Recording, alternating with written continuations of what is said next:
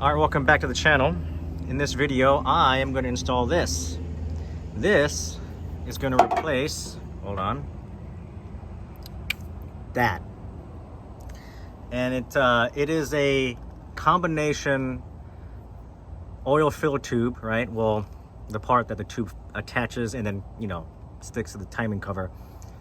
And it's also a crankcase vent as well. And the reason why I went with this is because I wanted to provide some, additional crankcase venting. And I know online they sell the valve cover crankcase ventilation, but I didn't want to do that because I like this factory valve cover. I didn't want to get rid of that. So another option is to do this.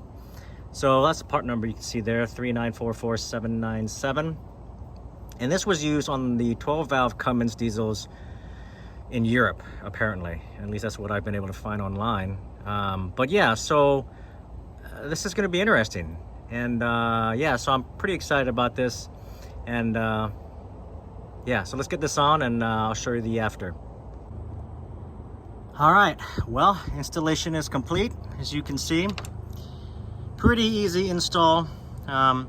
You do need to remove two nuts. So that one right there, that's 8mm, and that one back there, that's 16. I used the 5/8 and it worked just fine. Basically, you gotta loosen that, which will loosen the tube, and you gotta unscrew the tube. And then you gotta loosen that as well. Take that back nut, take that one completely out, and you gotta move the tube, right? And then that piece there, you just turn it counterclockwise, and then it'll come right out. And then installation is the same, just in reverse. Put the new one on, screw it on there. Make sure you get it, 90 degrees, where that part is facing directly up. Put the new tube in, or the original tube in, screw that back on, tighten that up, get everything aligned. And then I routed the heater hose, see there, right? Got it up, and then running past the frame down there. This is 3/4 inch, just heater hose. And it works. I fired it up, tested it, and it's definitely venting, so that's pretty cool. I like this a lot better than the valve cover breathers because I really wanted to keep the stock cover.